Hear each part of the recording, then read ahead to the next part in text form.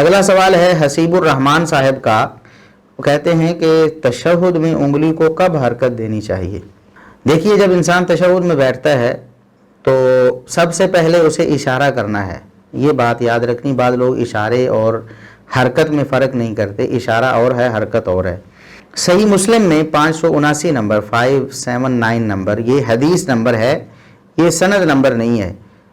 عام طور پر لوگ ہماری ویڈیو سے حدیث نمبر لے کر اس کو سرچ کرنے کی کوشش کرتے ہیں اسلام 360 میں، اور وہاں انہوں نے سند نمبرز کو بنیاد بنایا ہوا ہے، تو لہٰذا ان کو حدیث نہیں ملتی اور وہ کہتے ہیں کہ یہ حدیث مل نہیں رہی۔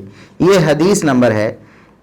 ہم انشاءاللہ اہتمام کیا کریں گے کہ یا تو آپ کو کوئی ایسی اپلیکیشن بتائیں جس میں حدیث نمبر موجود ہو اور آپ وہاں سے سرچ کر سکیں، یا پھر جو اسلام 360 والا سند نمبر ہے اس کا بھی ہم اہتمام کریں تاکہ آپ کو آسانی سے مل جایا کرے۔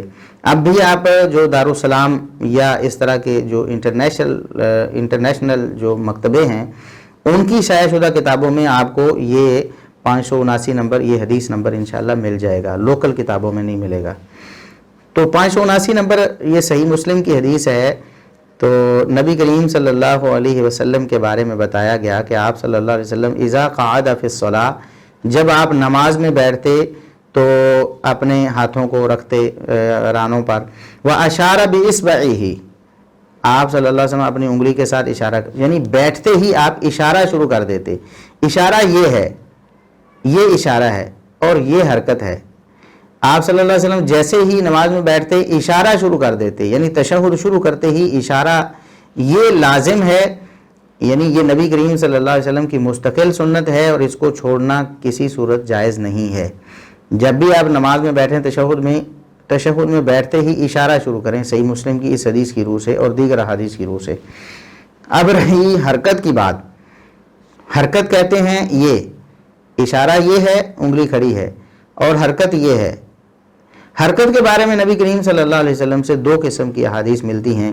سنن نسائی میں 890 اور 1269 نمبر حدیث کے مطابق نبی کریم صلی اللہ علیہ وسلم کے بارے میں وائل بن حجر رضی اللہ عنہ بیان کرتے ہیں کہ آپ صلی اللہ علیہ وسلم نے تشہد میں بیٹھتے ہی اپنی انگلی مبارک اٹھائی، فرأیتہ یحرکھا، میں نے دیکھا کہ آپ اس کو حرکت دے رہے تھے، یدعو بہا، اس سے دعا کر رہے تھے۔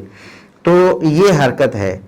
سیدنا وائل بن حجر رضی اللہ عنہ نے نبی کریم صلی اللہ علیہ وسلم کا عمل بیان کیا ہے کہ آپ حرکت دیتے تھے، جبکہ بعض دیگر احادیث میں جیسے کہ الثقات لابن حبان میں ایک حدیث سے یہ ثابت ہوتا ہے کہ وَيُشِيرُ بِإِصْبَعِهِ وَلَا يُحَرِّكُهَا، آپ صلی اللہ علیہ وسلم تشہد میں بیٹھتے تو اپنی انگلی سے اشارہ تو کرتے لیکن حرکت نہیں کرتے تھے، اشارہ کرتے حرکت نہیں کرتے۔ تو یہ دونوں قسم کی احادیث صحیح ہیں، اشارہ کرنے حرکت کرنے کی بھی اور حرکت نہ کرنے کی بھی۔ تو علماء یہ کہتے ہیں ان دونوں میں تطبیق دیتے ہوئے کہ نبی کریم صلی اللہ علیہ وسلم کبھی حرکت دیتے، تشہد میں بیٹھ کر اشارہ تو ہر حال میں کرتے تھے نا، لیکن حرکت کبھی دے لیتے اور کبھی نہیں دیتے تھے۔ اور بعض اہل علم کا خیال یہ ہے کہ آپ صلی اللہ علیہ وسلم ایک ہی تشہد میں کبھی حرکت دے رہے ہوتے اور کبھی حرکت کو روک لیتے۔ تو دونوں طرح سے آپ اس پر عمل کر سکتے ہیں، کسی نماز میں آپ حرکت دے لیں اور کسی میں نہ دیں، اور یا تشہد میں اس کے دوران کبھی آپ حرکت دیتے رہیں اور کبھی حرکت چھوڑ دیں، یا آپ حرکت دے بھی لیں اور یا حرکت چھوڑ بھی دیں، تب بھی جائز ہے، کیونکہ جو سنت ہے اس پر عمل کرنا جائز ہے، لیکن دوسری سنت جو ثابت ہے اس کو بھی آپ کو کم از کم تسلیم کرنا پڑے گا۔ یہ نہیں کہ آپ دوسری سنت کو تسلیم ہی نہ کریں، تسلیم کر لیں لیکن پھر بھی ساری زندگی ایک ہی سنت پر عمل کریں، تب بھی کوئی حرج نہیں ہے، جائز ہے۔ تو ثابت ہمارے جواب سے یہ ہوا، خلاصہ یہ ہے کہ تشہد میں بیٹھتے ہی اشارہ کرنا لازم ہے، اشارہ آپ نے کرنا ہے تشہد بیٹھتے ہی۔ حرکت دینے میں آپ کو اختیار ہے، آپ کسی نماز میں حرکت دیں، کسی میں نہیں دیں، تشہد کے کسی حصے میں آپ حرکت دیں، کسی میں نہیں دیں، یہ دونوں صورتیں جائز ہیں۔